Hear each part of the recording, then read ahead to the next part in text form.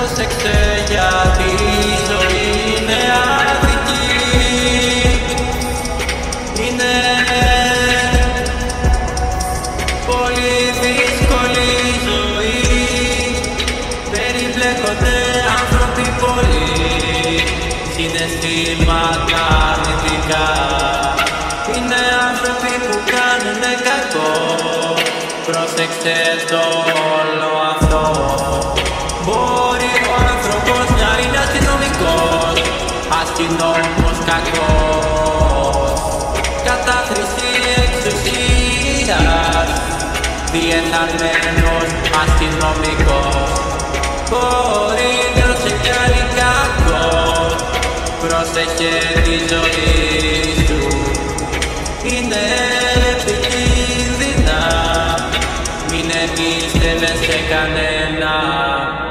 Πρόσεξε σε αυτόν τον κόσμο, υπάρχουν αρετές και καλά, αγαθά και όμορφα γλυκά, μα πάντα υπάρχει κάτι σκοτεινό. Πρόσεξε σε αυτή τη ζωή, να κάνεις θαύματα, να είσαι καλά, να σε ασφαλείς. Προστάτεψε, κοίτα το σπίτι σου, κάνε τη ζωή σου καλά. Είσαι τα θεμέλια λοιπόν.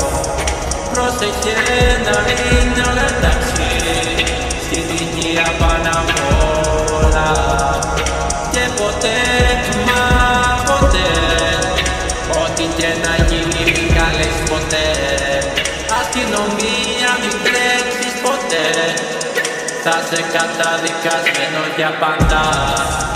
Πρόσεξε σ' αυτή τη ζωή, θα σου πει και ένα ρομπότ. Ό,τι και να κάνεις, ακόμα και αυτός να είσαι, να έχεις αυτότητα.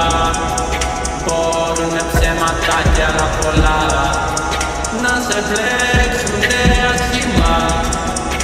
Η ζωή δεν είναι επικίνδυνη. Πρόσεξε σ' αυτή τη ζωή τις επιλογές. Ξέρω ότι προσπαθείς, το καλύτερο κάνεις τη στιγμή.